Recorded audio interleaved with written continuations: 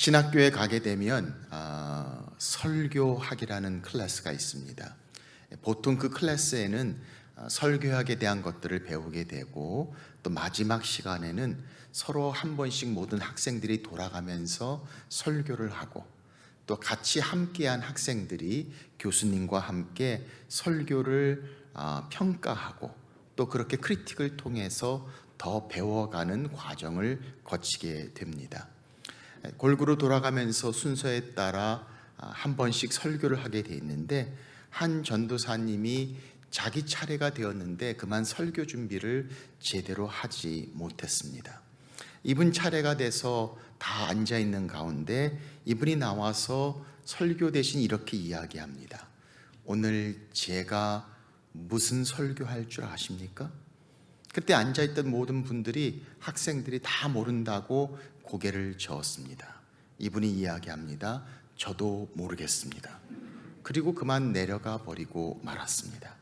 다들 얼마나 놀랐는지 모릅니다. 교수님도 화가 나셨고, 그래서 한 번 혼나고 다음 주에 한 번 더 기회를 주기로 했습니다.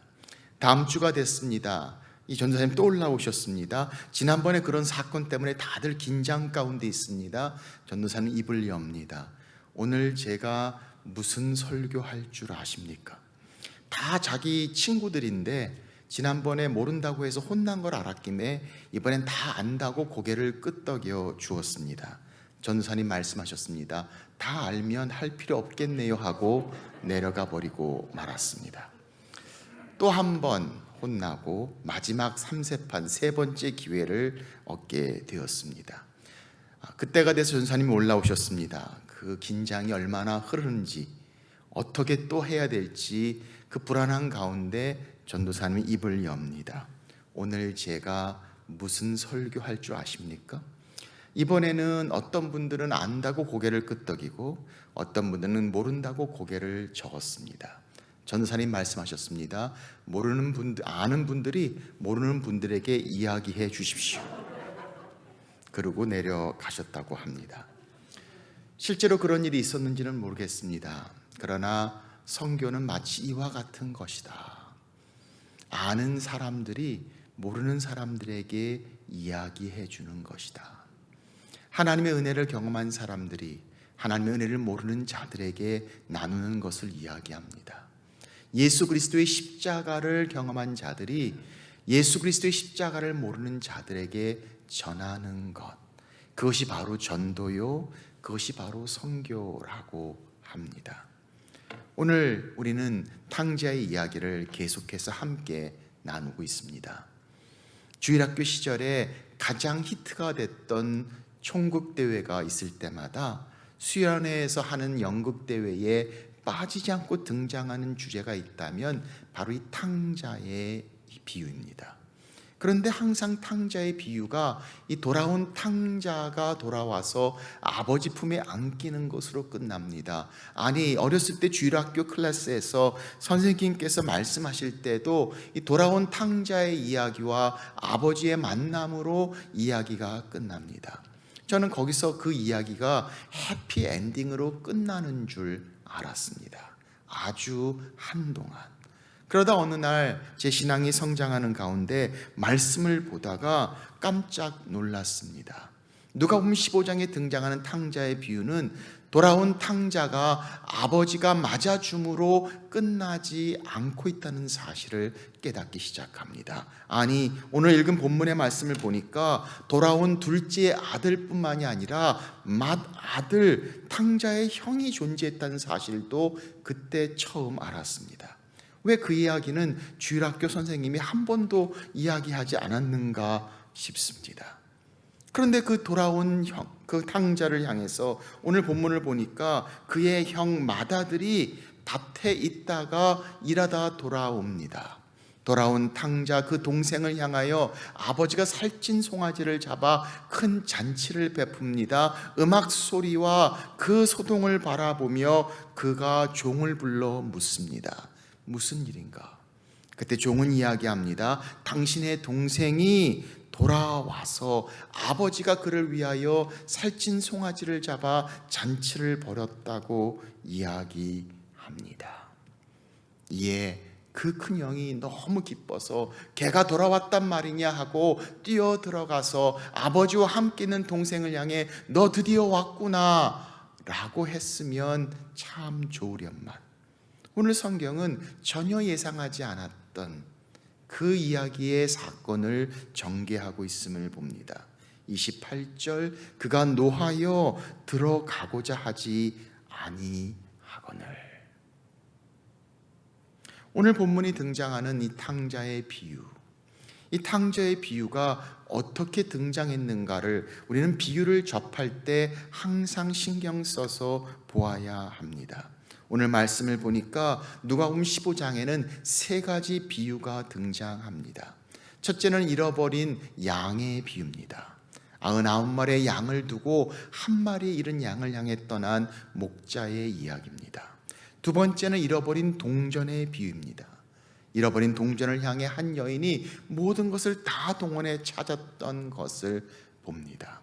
그리고 세 번째는 잃어버린 아들의 비유입니다. 그런데 오늘 본문에 쓰여진 말씀을 보시면 누가복음 15장 1절에 이렇게 시작합니다. 모든 세리와 죄인들이 말씀을 들으러 가까이 나오니 바리새인과 서기관들이 수군거려 이르되 이 사람이 죄인을 영접하고 음식을 같이 먹는다 하더라.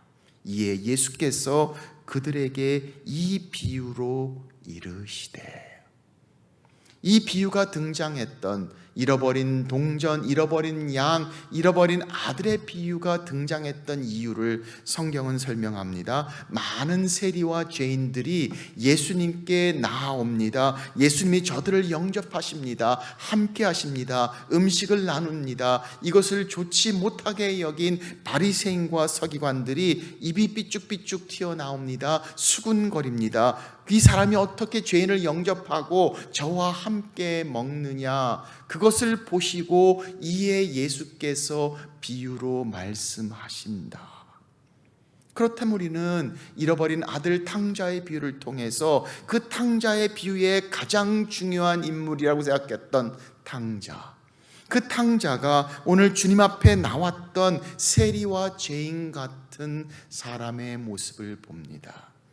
그들을 영접하신 아버지의 모습, 예수 그리스도의 모습이라고 한다면 오늘 바리새인과 서기관들, 오히려 주님이 그들과 함께하는 것을 좋지 못하게 생각하며 수군거리고 있는 그들, 바로 그들의 이야기의 등장이 오늘 본문에 등장하는 마다들의 등장인 것을 생각하게 됩니다. 그렇다면 오늘 이 탕자의 비유의 가장 중요한 펀치라인은 돌아온 탕자, 주님께 가까이 온 세리와 죄인들이 아니라 돌아온 탕자, 죄인과 세리들과 함께 영접하시고 함께하는 예수님을 이해하지 못하는 바리새인과 서기관들, 어떤 면에서는 더 진짜 탕자인 그들, 바로 그들을 향해 주신 비유의 말씀이 바로 오늘 본문의 말씀인 것을 봅니다.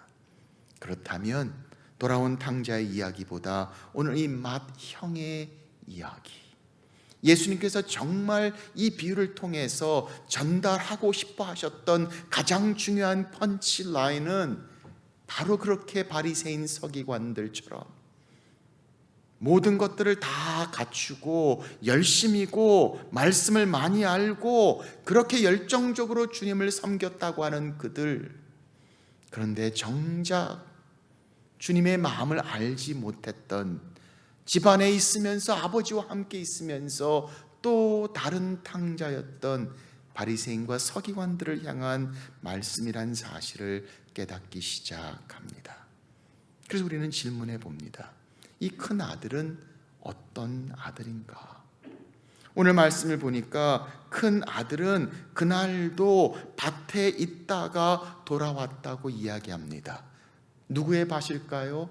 아버지의 밭입니다. 무엇을 하고 있었을까요? 일하고 왔을 겁니다. 그날도 아버지의 밭에서 아버지를 위하여 열심히 일하고 돌아온 큰 아들의 모습을 봅니다. 그는 자기 이야기를 이렇게 이야기하는 것을 봅니다. 29절, 아버지께 대답하여 이르되 내가 여러 해 아버지를 섬겨 명을 어김이 없거늘. 여러 해 아버지를 섬겼다고 이야기합니다. 한 번도 명을 어긴 일이 없다고 이야기합니다. 효자입니다. 훌륭한 아들입니다. 밖에서 본다면 아주 훌륭한 신랑감이라고 이야기할 정도로 뛰어난, 아버지 앞에 무척이나 효도를 하고 있는 착한 아들, 바리새인처럼 열심히 수고하고 애쓰고 헌신하며 드려지는 삶을 살았던 이 맏아들의 모습을 봅니다. 그렇습니다. 오늘 이 맏아들은 참 효도하는 착한 아들이었습니다. 그런데 이 맏아들의 문제가 뭡니까? 오늘 말씀을 보니까 28절 말씀합니다. 그가 노하여 들어가고자 하지 아니하거늘. 효자이고 여러 해 동안 명을 어김이 없습니다. 아니, 우리말로 이야기한다면 교회에서 열심히 하나님을 섬겼습니다. 성가대도 합니다. 찬양대도 합니다. 헌금도 잘합니다. 뿐만 아니라 큐티도 매일 합니다. 그런데 여러 해 명을 어김이 없고 그날도 밭에서 일하고 돌아온 착한 아들, 그 착한 아들의 가장 큰 문제, 오늘 저가 노하여 들어가기를 꺼려하더니. 우리는 질문해 봅니다. 왜 이 큰 아들이 들어가기를 꺼려했을까요? 왜 저가 돌아온 자기 동생을 보며 노했다라고 이야기하고 있는가? 오늘 성경은 거기에 대한 답을 우리 가운데 허락하고 있음을 봅니다. 뭐라고 이야기합니까? 아버지는 나와서 그 아들에게 권한다고 말합니다. 29절, 아버지가 대답하여 내 동생은, 32절, 내 동생은 죽었다가 살아났으며 내가 잃었다가 얻었기로 우리가 즐거워하고 기뻐하는 것이 마땅하니라. 그런데 그 형은 자기의 동생을 향해 뭐라고 이야기하는가 보십시오.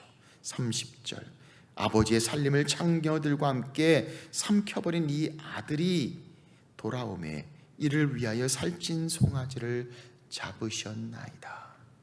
아버지는 그 큰아들에게 Your brother has come, 내 동생이 돌아왔다.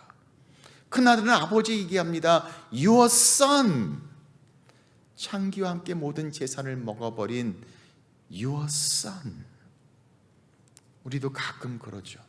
부부간에 우리 자녀들이 마음에 안 들면 우리 애가 아니라 당신 아들이, 이런 표현을 쓰는 것처럼 자기의 동생을 향하여 아버지의 아들이라고 이야기하고 있는 큰아들, 그리고 그런 큰아들을 향하여 네 동생이라고 이야기하고 있는 아버지의 마음을 보십시오. 오늘 성경은 우리 가운데 말씀합니다. 훌륭한 아들이고 효도했던, 열심히 봉사하고 섬겼던 아들이었지만 그의 가장 큰 문제는 아버지의 마음을 함께 갖지 못했던 것. 집 떠난 동생을 바라보며 그 아버지는 형에게 뭐라고 이야기했을까요? 네 동생 어디 있어? 네 동생 찾아와. 네 동생 기다리고 있어. 걔가 정말 잘 있을까? 언제 돌아올까? 빨리 와야 될 텐데. 그런데 그런 아버지를 향해 큰아들은 이야기합니다. 당신 아들이 오늘 많은 것들을 누리고 많은 것들을 가지고 그렇게 섬기고 착했던 큰아들, 그러나 정작 가장 중요한 아버지의 마음을 이해하지 못하고 그 아버지의 마음에 함께하지 못했던 큰아들, 집안의 아버지와 함께 있었지만 여전히 아버지의 마음에 함께하지 못했던 집안의 탕자, 바로 이 큰 아들의 모습을 봅니다. 사랑하는 여러분, 오늘 우리의 섬김, 우리의 수고, 아니 열심히 신앙생활하고 그래도 아버지 앞에 내가 괜찮다라고 생각하는 우리의 마음 가운데 내가 정말 아버지의 마음을 품고 있는가? 내 동생 어디 있어? 내 동생 찾아와. 아버지의 마음은 집 떠난 잃어버린 아들을 향해 내 동생 어디 있어? 라고 물으신다면 오늘 우리의 삶, 우리의 마음 가운데 과연 집안의 탕자처럼 아버지의 마음을 여전히 마음에 품고 같은 마음을 품을 수 있는가? 그렇다면 이 아버지의 마음은 어떤 마음입니까? 오늘 성경은 우리 가운데 말씀합니다. 20절, 아직도 거리가 먼데 아버지가 그를 보고 측은히 여겨. 이 측은히 여긴다는 단어, 영어 성경에는 compassion 이란 단어를 사용해 놓았습니다. compassion, 정말 마음에 느끼는, 불쌍히 여기고 측은히 여기는 마음. 헬라 원어를 보면 이 단어는 매우 특별한 단어입니다.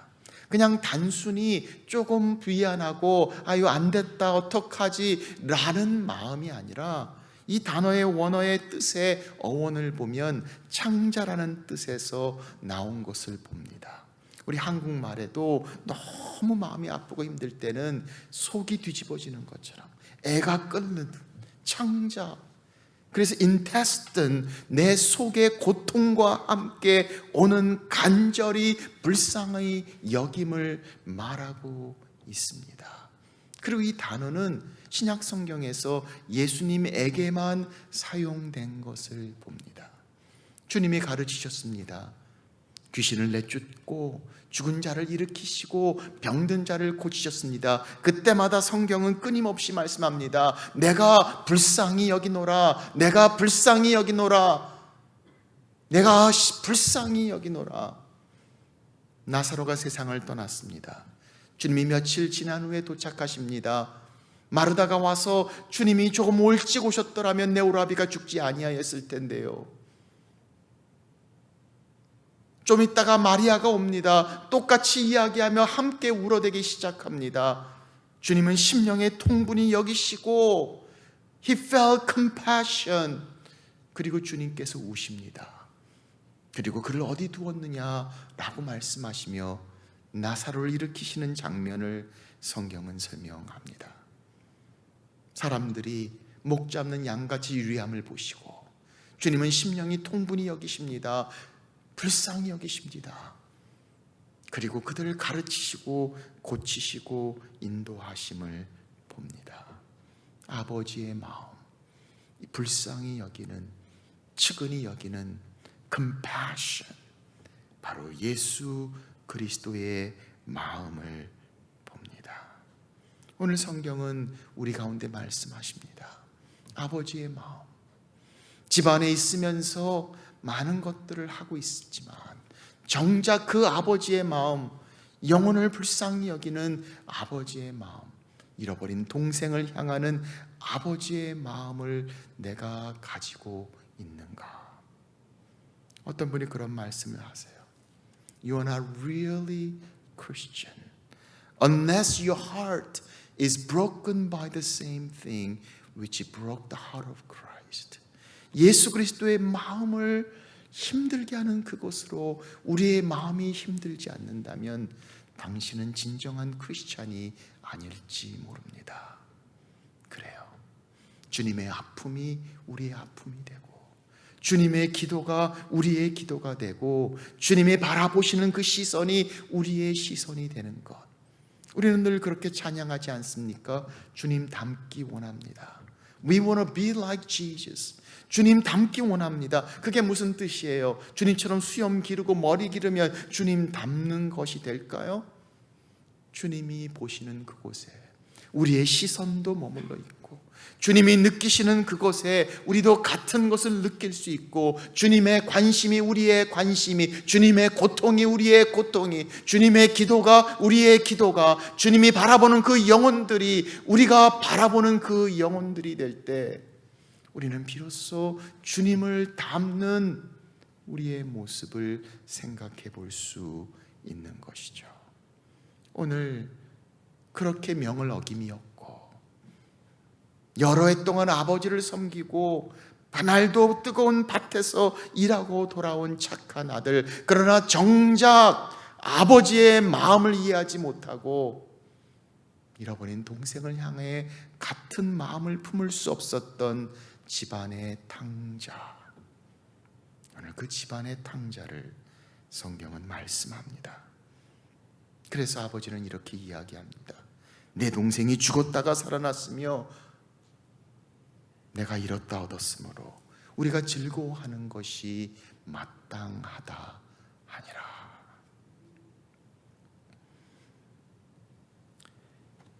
(20여 년) 전에 저희 가정이 케냐로 3년 동안 선교사로 나갔던 적이 있었습니다. 그리고 22년이 지난 후에 다시 케냐로 돌아가게 됩니다.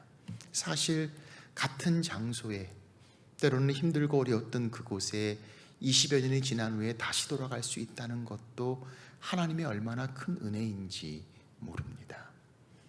20년 전에는 저희 아이들이 다 어렸습니다. 5살 반, 3살 반, 1살 반이었던 새 아이들을 데리고 아내와 함께 케냐로 향하게 됩니다. 그때 가장 큰 기도의 제목은 아이들이었어요. 척박한 케냐 땅에 어린 새 자녀를 데려가면서 엄마 아빠는 하나님의 부르심 가운데 순종하며 가지만 이 아이들이 어떻게 잘 갈 수 있을까? 혹시나 힘들고 어려운 케냐 땅으로 가는 것이 하나님 때문이라고, 하나님에 대해서 부정적으로 또는 케냐나 선교에 대해서 부정적으로 생각하면 어떡하나, 저희 가정의 큰 기도 제목이었습니다. 어떻게 우리 아이들까지 같은 마음으로 갈 수 있을까?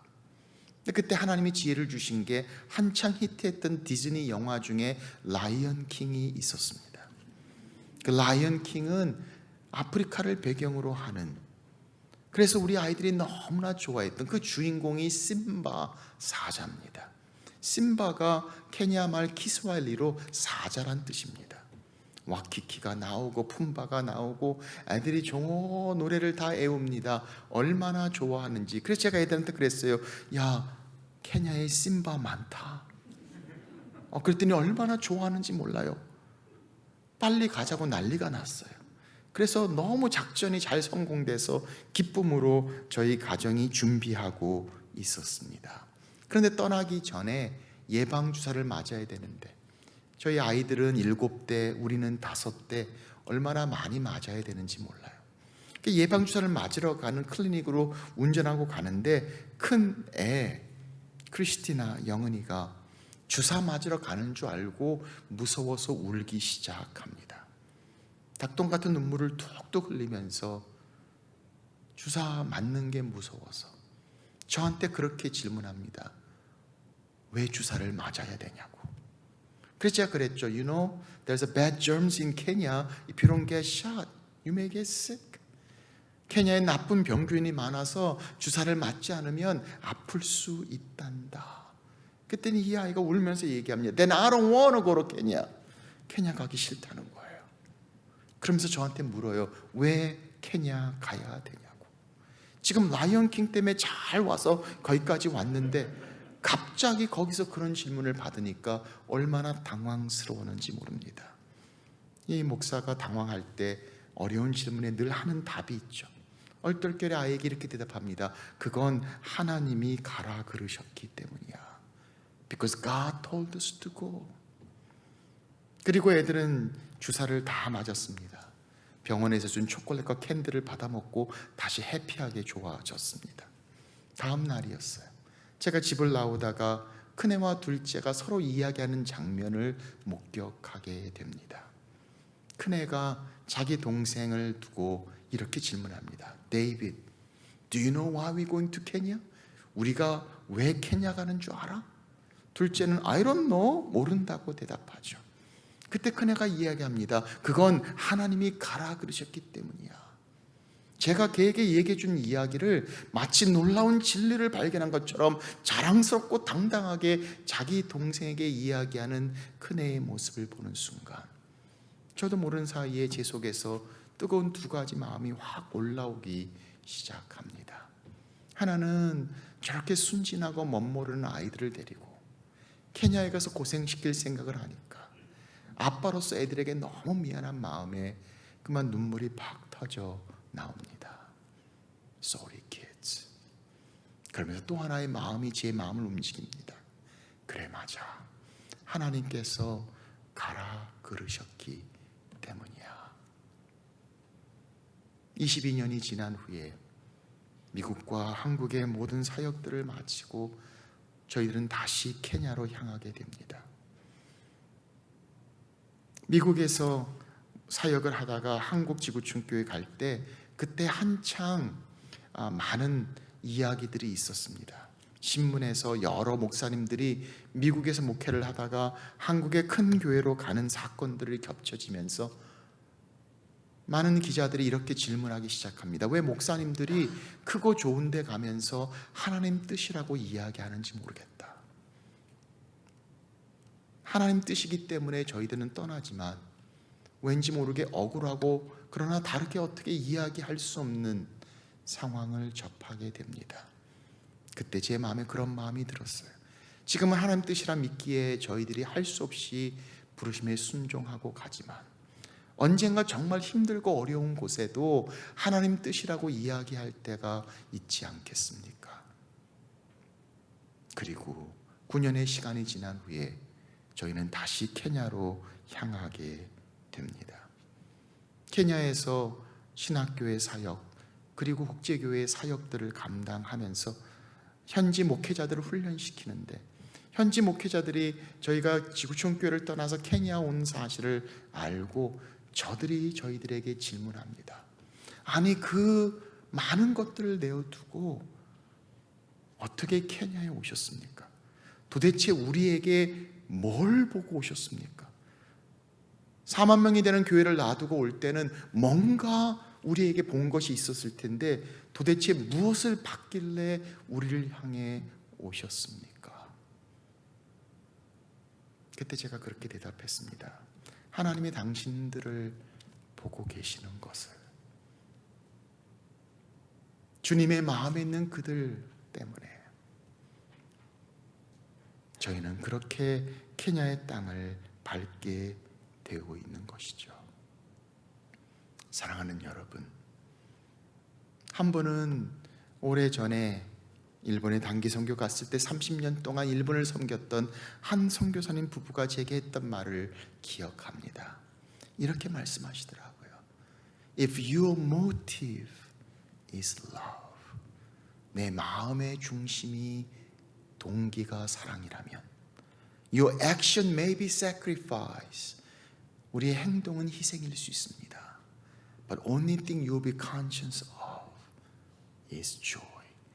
그러나 혼자 분명히 느끼는 것은 기쁨일 것입니다. 우리의 마음이 사랑이라면 우리의 행동은 희생일 수 있지만, 아픔일 수 있지만 우리가 느끼는 것은 아픔이 아니라 기쁨이 되는 것.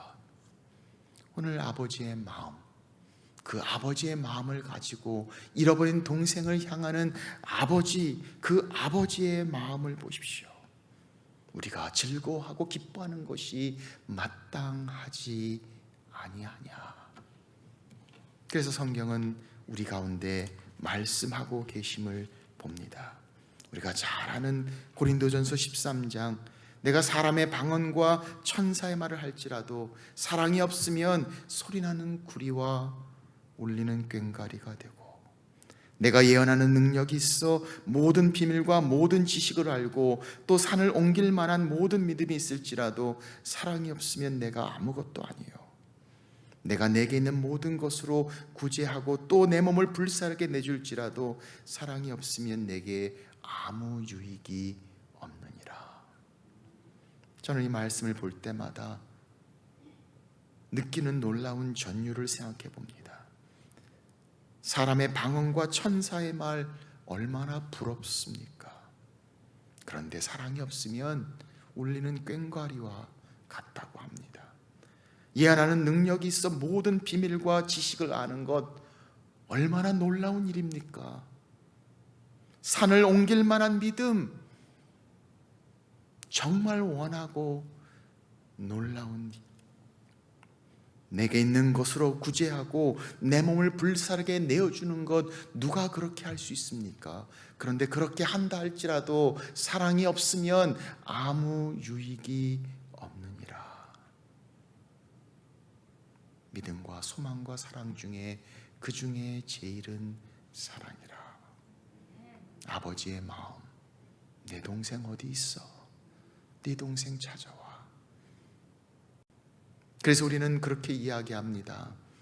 하나님의 놀라운 은혜, 그 불쌍히 여기신 모든 민족과 열방을 향한 아버지의 마음, so that every knee shall bow, that every tongue would confess. 모든 사람이 무릎을 꿇고 그 입으로 만유의 주가 되시고 만왕의 왕이 되신 예수 그리스도를 고백하는 그 순간까지 아버지의 마음, 그 아버지의 마음, 그 아버지의 마음을 품은 하나님의 자녀들. 그래서 아까 불렀던 찬양처럼 아버지 나의 마음, 아버지의 마음이 있는 곳에 나의 마음이 있기를 원하고, 아버지의 시선이 머물러 있는 그곳에 나의 시선이 머물러 있기를 원하고, 아버지가 느끼는 그 마음에 우리가 똑같이 아버지의 불쌍히 여긴 컴패션을 느낄 수 있다면, 오늘 성경은 우리 가운데 말씀하십니다. 집안의 탕자가 아니라 아버지의 마음 함께 느껴 아버지의 기쁨이 희생과 수고와 애씀과 고난이 아니라 기쁨이 동참할 수 있는, 그래서 성경은 말합니다. 착하고 충성된 종아, 네가 지극히 작은 일에 충성했으므로 이제 주인의 즐거움에 참여하라고. 선교가, 전도가 부담이 아니라, 고난이 아니라, 희생이 아니라 기쁨이 될 수 있는 영혼을 향한 아버지의 마음, compassion.